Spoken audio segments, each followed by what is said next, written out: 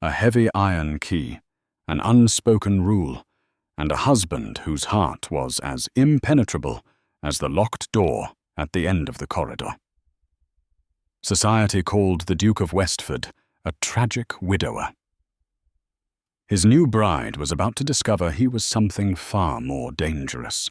London in the spring of 1814 was a swirling carousel of gossip, silk, and scandal. But a heavy silence fell whenever Nathaniel Harrington, the Duke of Westford, entered a ballroom. He was a man carved from marble and shadow, striking in his dark-haired, sharp-featured countenance, yet entirely devoid of the warmth that makes a man approachable.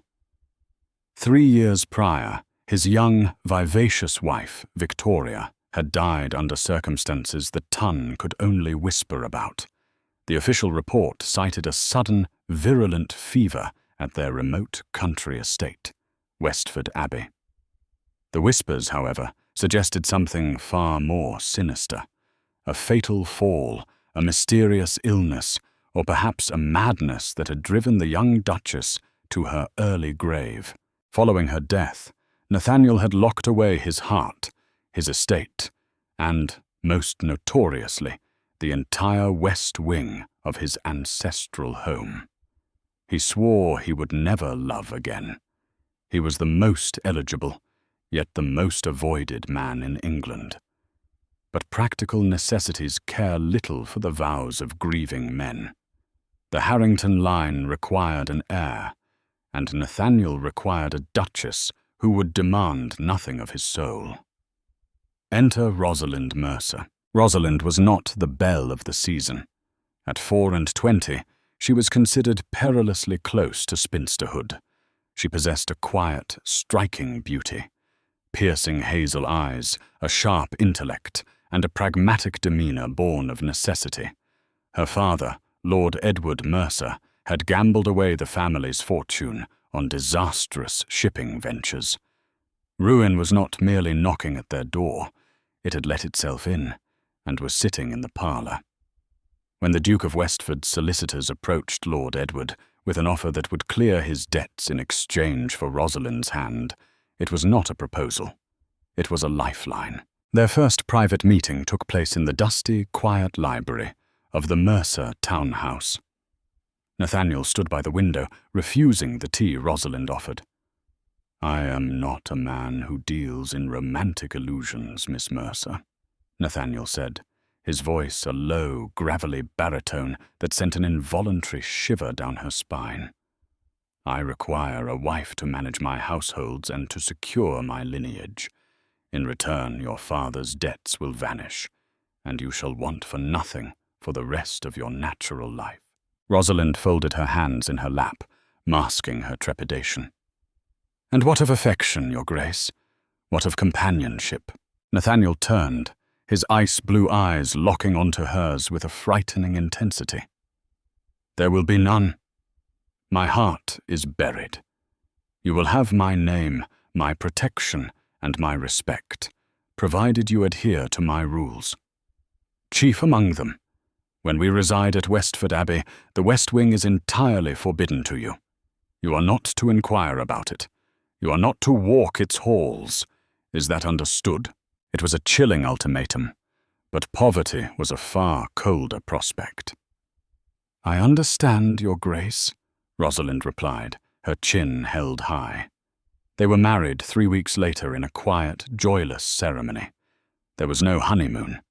Nathaniel ordered his carriage prepared immediately after the breakfast, and they began the grueling, multi-day journey north to Yorkshire, to the imposing stone monolith that was Westford Abbey. The abbey was a staggering architectural marvel, perched on the edge of the moors like a brooding sentinel.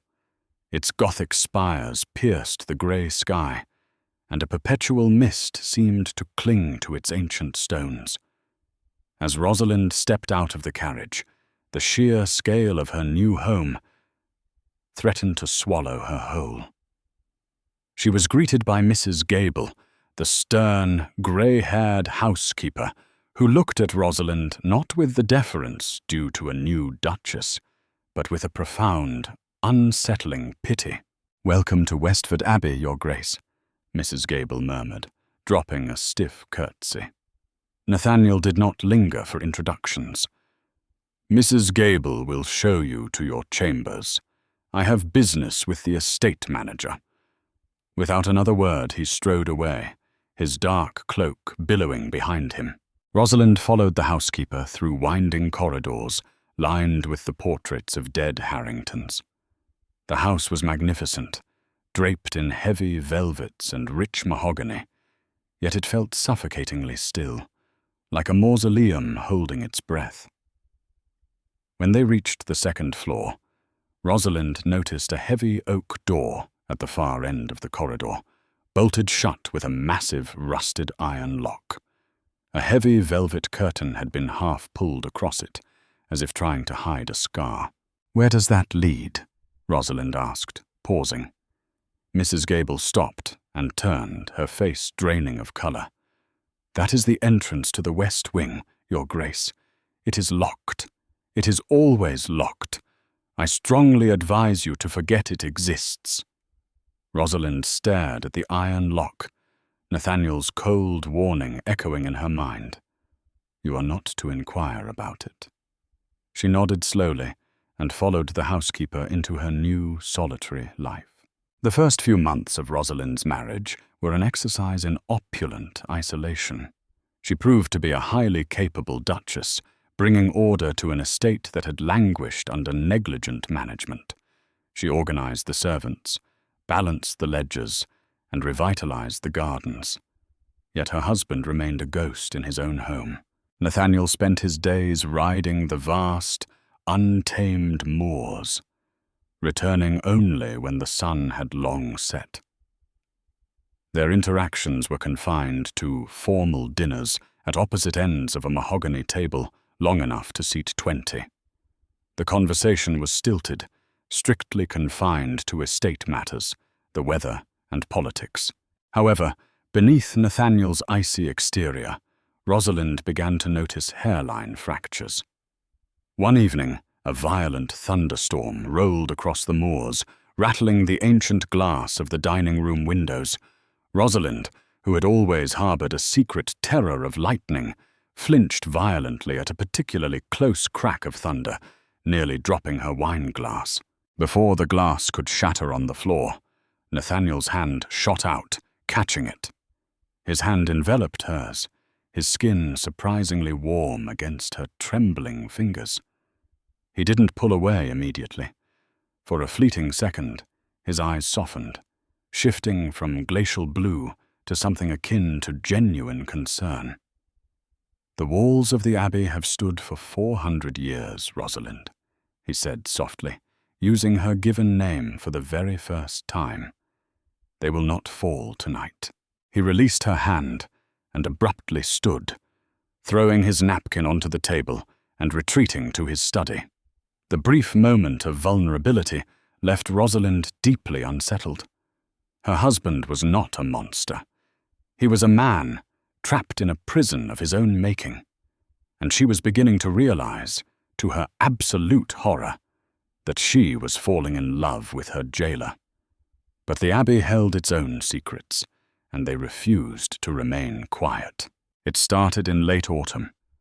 Rosalind was sitting in the library reading when she heard it, a faint, melancholic melody drifting through the stone walls. It was a piano. The tune was erratic, beautiful, but deeply sorrowful. She closed her book and stepped into the corridor, following the sound. The music grew louder as she ascended the stairs to the second floor, leading her unequivocally toward the heavy oak door of the west wing. As she stood before the locked door, the music abruptly stopped. In its place came a sound that froze the blood in Rosalind's veins, a soft, ragged weeping. "Who is there?" Rosalind whispered, pressing her ear to the cold wood.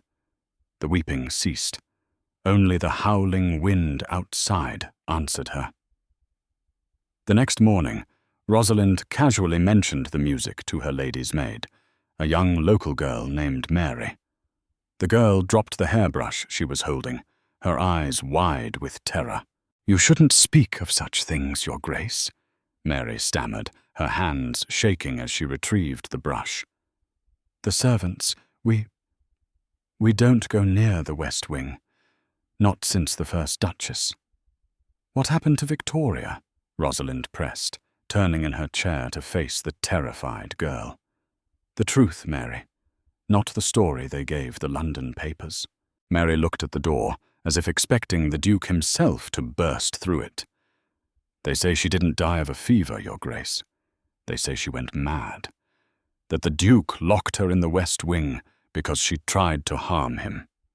Some say she's still there, that she never died at all, just locked away in the dark."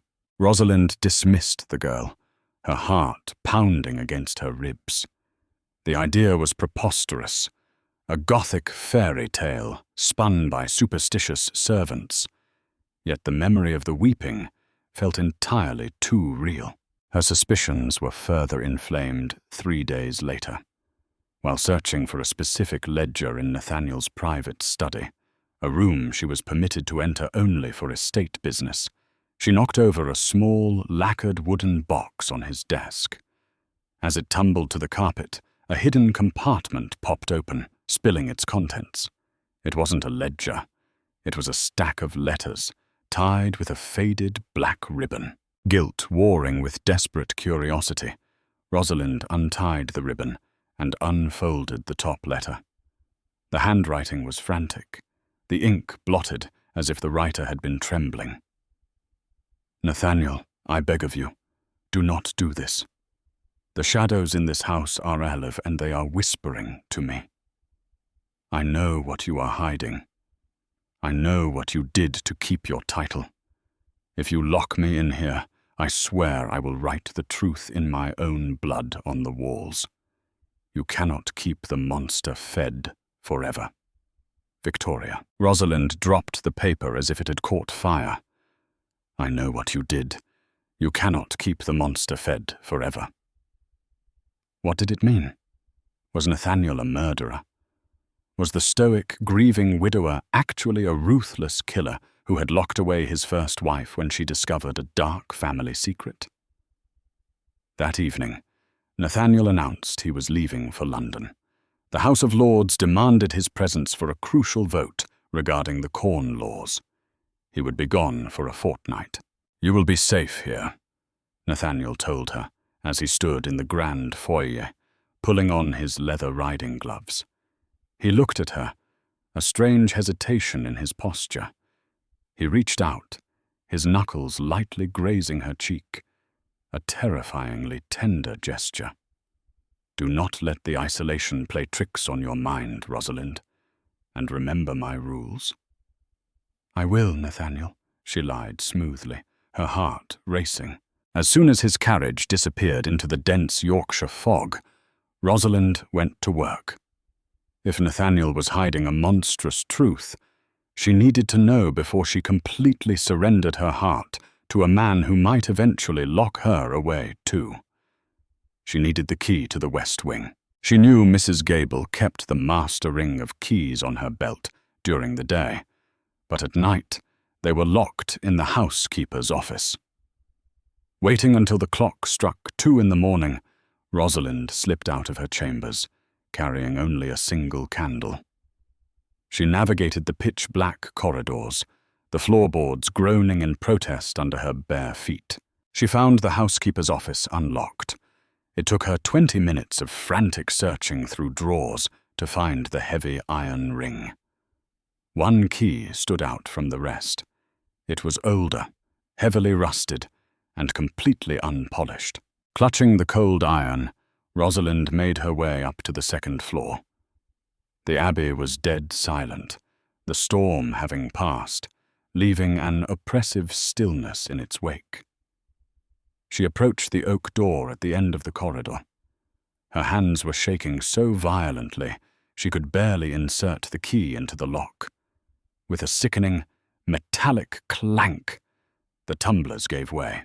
Rosalind pushed the heavy oak door open, her candlelight piercing the suffocating darkness of the forbidden West Wing, completely unaware that the truth she was about to uncover would shatter everything she thought she knew about her husband, his past, and the terrifying depths of human devotion.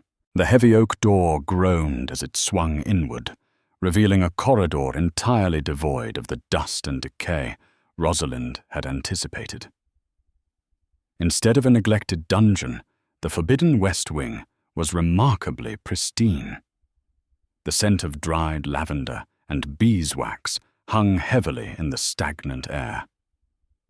Thick velvet curtains were drawn tightly across the tall windows, plunging the space into absolute darkness, save for the solitary, trembling flame of Rosalind's candle.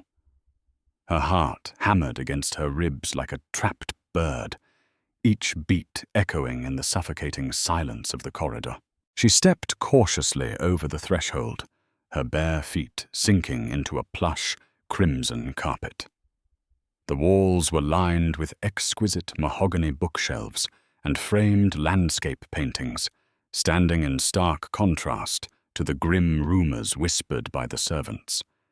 If this was a prison, it was a remarkably gilded one. As she ventured deeper, the silence was suddenly shattered. The melancholic piano melody she had heard days prior began again. It was closer now, vibrating through the floorboards. Rosalind froze, her breath catching in her throat. She followed the sound, trailing her hand along the silk-papered walls for balance. The music led her toward a pair of double doors at the far end of the hall. A sliver of golden light spilled from beneath the crack. Summoning every ounce of her courage, Rosalind pushed the doors open. She found herself in a magnificent, sprawling drawing room. A fire crackled warmly in the marble hearth, casting dancing shadows across the opulent furnishings. Seated at a grand rosewood piano was not a mad, decaying duchess, but a young girl of no more than 10 years old. The child had a cascade of dark, unruly curls and striking, intelligent eyes that widened in terror as Rosalind entered. The music stopped with a harsh, discordant crash as the girl slammed her small hands onto the keys. From a wing-back chair near the fire, an elderly woman sprang to her feet. She was dressed in a starched nurse's uniform, her weathered face draining of color. "Your Grace!"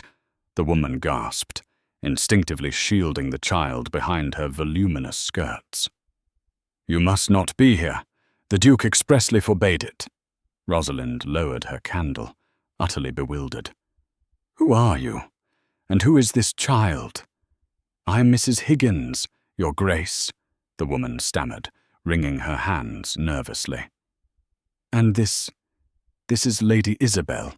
"Isabel," Rosalind breathed, her mind racing. She looked at the child, trying to find traces of Nathaniel in her delicate features. There were none. The girl possessed a fragile, distinctly foreign beauty. Is she Nathaniel's daughter?" Mrs. Higgins swallowed hard, her eyes darting toward a heavy mahogany desk nestled in the corner of the room. "It is not my place to speak, Your Grace. The master will have my head." Ignoring the nurse's pleas, Rosalind moved toward the desk. It was cluttered with papers, leather-bound journals, and medical vials. A prominent, gold-embossed medical bag sat on the floor nearby, bearing a name Rosalind recognized instantly from her time in London society: Dr. Matthew Bailey. He was no ordinary physician. He was one of the most esteemed doctors in England, known for attending to the royal family and political elite, including the Prime Minister, Lord Liverpool. What was a man of his stature doing making secret house calls to the remote moors of Yorkshire? Rosalind set her candle down and opened the topmost leather journal.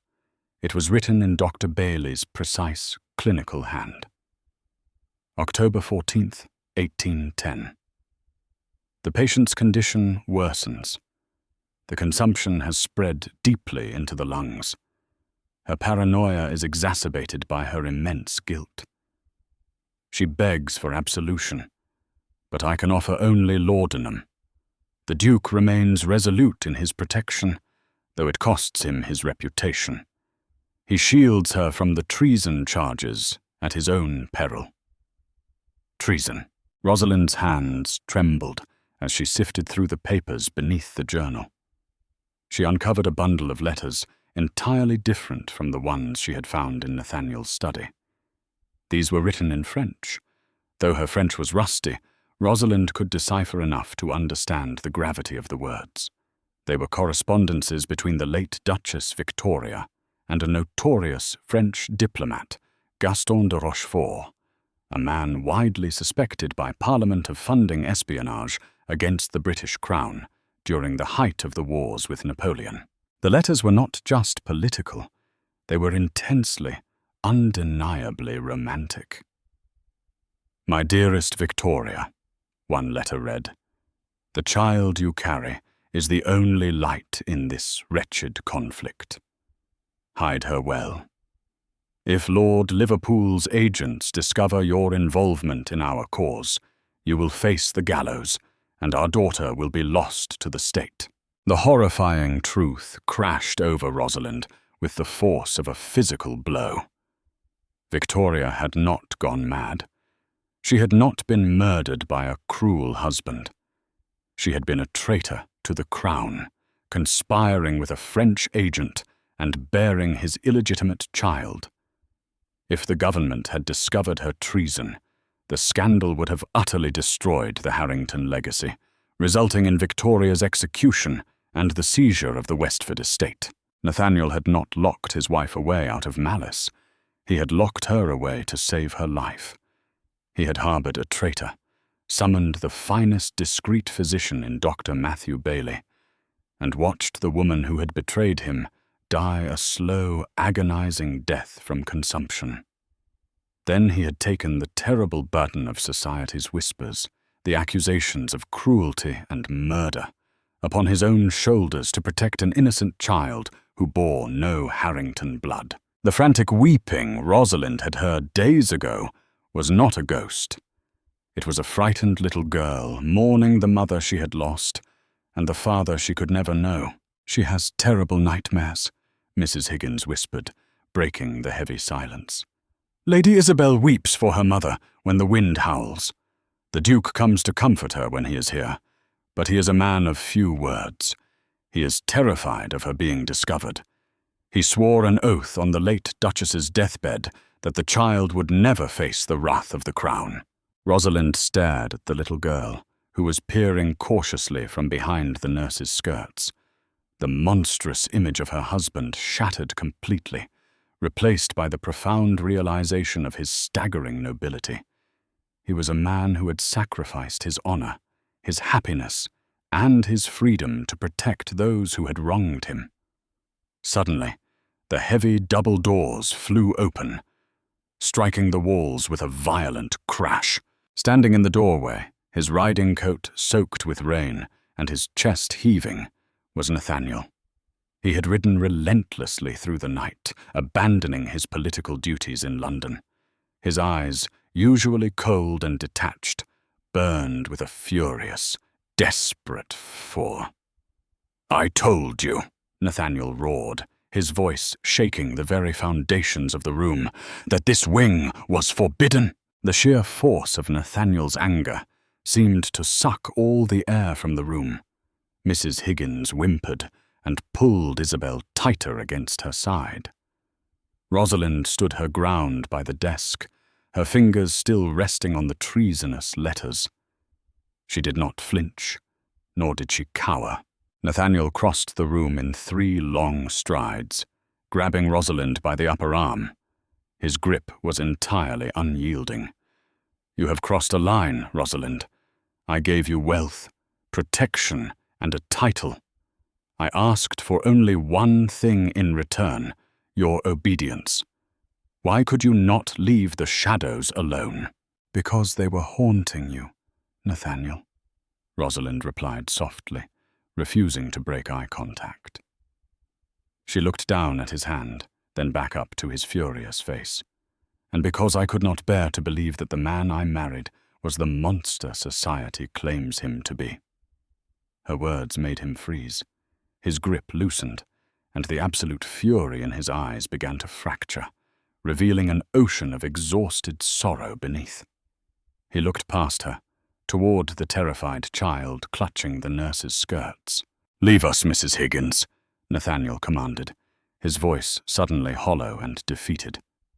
"Take Isabel to her bedchamber." Once the door clicked shut behind the nurse and the child, the oppressive silence returned, broken only by the crackling fire.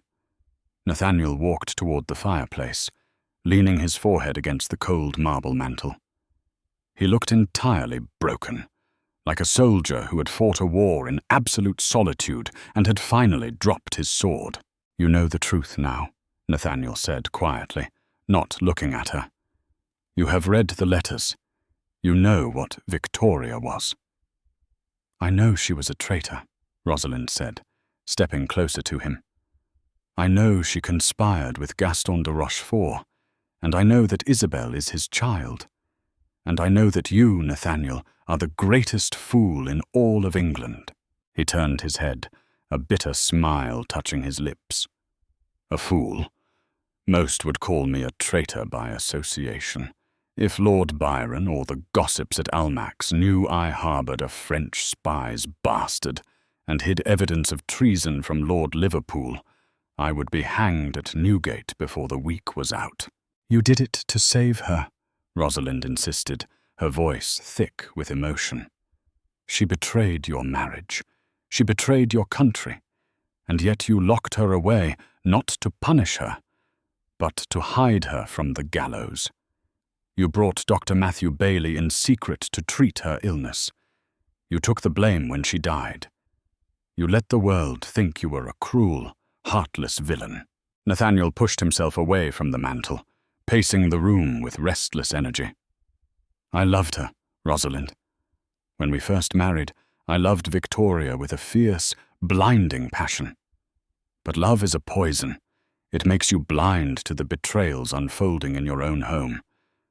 When I intercepted her letters to Gaston, my world collapsed.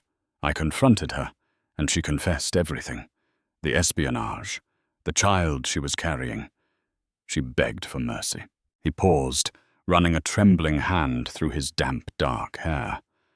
"I should have turned her over to the authorities. It was my duty as a peer of the realm. But I could not send my own wife to hang. I locked the West Wing. I dismissed the majority of the staff. I created the illusion of madness to explain her absence from society. And when the consumption took her, I swore an oath." He stopped pacing and looked directly at Rosalind, his ice-blue eyes entirely raw and vulnerable. "I swore I would never love again," Nathaniel whispered, the words carrying the weight of years of silent agony. "Because love cost me my honor. It cost me my peace. I built a fortress around my heart and my home. I married you because you were pragmatic, because you asked for nothing but financial salvation. I thought you would be content to leave the locked doors alone. I thought I could keep Isabel safe in the dark forever." Rosalind closed the distance between them. She reached out, her hands trembling slightly, and gently cupped his cold, rain-dampened face. Nathaniel flinched at the contact, entirely unaccustomed to gentleness, but he did not pull away. "You have carried this alone for 3 years, Rosalind said, her voice fiercely tender. "You have protected an innocent child who bears the blood of your enemy. You are not a monster, Nathaniel. You are the most honorable man I have ever known. But you cannot keep hiding in the dark." Nathaniel looked at her, searching her piercing hazel eyes for deceit or revulsion, and finding only profound acceptance. "If the truth comes out, Rosalind, you will be ruined alongside me. You are my wife now. My treason becomes yours." "Then we will keep the secret together," Rosalind declared, her resolve hardening into steel. But not like this. Isabel cannot live her life as a ghost, trapped in a single room. We will gradually introduce her to the household. We will say she is an orphaned ward from a distant branch of your family. With time, society will accept it. They always accept what a duke dictates with enough confidence. A heavy, stuttering breath escaped Nathaniel's chest, as if a crushing, physical weight had been lifted from his shoulders. He reached up and covered her hands with his own, pressing his forehead against hers. You would do this. You would risk everything for a child that is not yours, for a husband who offered you nothing but a cold bargain. It is no longer a cold bargain, Nathaniel, Rosalind whispered, her tears finally spilling over. I told you I was not a woman who dealt in romantic illusions, but I believe in courage, and I believe I have found it in you. For the first time in 3 years, the Duke of Westford wept. He pulled his wife into a desperate, crushing embrace, burying his face in her shoulder as the years of suffocating grief and terror finally broke over him. Rosalind held him tightly, fiercely anchoring him to the present, promising him silently that the ghosts of the past would no longer dictate their future. The next morning, the heavy velvet curtains of the West Wing were pulled back, allowing the bright, clear Yorkshire sunlight to flood the corridors for the first time in years. The heavy iron key was placed permanently in Rosalind's desk drawer. When the Duke and Duchess of Westford descended the grand staircase for breakfast, they were not alone. Walking between them, her small hand securely enveloped in Nathaniel's large one, was a young girl with dark curls and bright, curious eyes. The servants stared in absolute shock, but a single commanding glare from the Duke silenced any murmurs before they could begin. The lock on the door had been broken, but in its place a new foundation had been laid. The Duke had sworn he would never love again, but as he looked across the dining table at his brilliant, fearless wife and the child they would protect together, he realized that true love was not a weakness or a poison. It was the absolute, unyielding courage to step out of the shadows and finally leave the door wide open. Thank you for joining us on this journey through the dark corridors of Westford Abbey. If you were captivated by Rosalind's bravery and the dramatic twists of this historical romance, please like this video, share it with your fellow history and mystery lovers, and subscribe to our channel for more thrilling tales. Your incredible support helps us bring more hidden secrets and romantic dramas to life. Do not forget to hit the notification bell so you never miss mysterious uploads.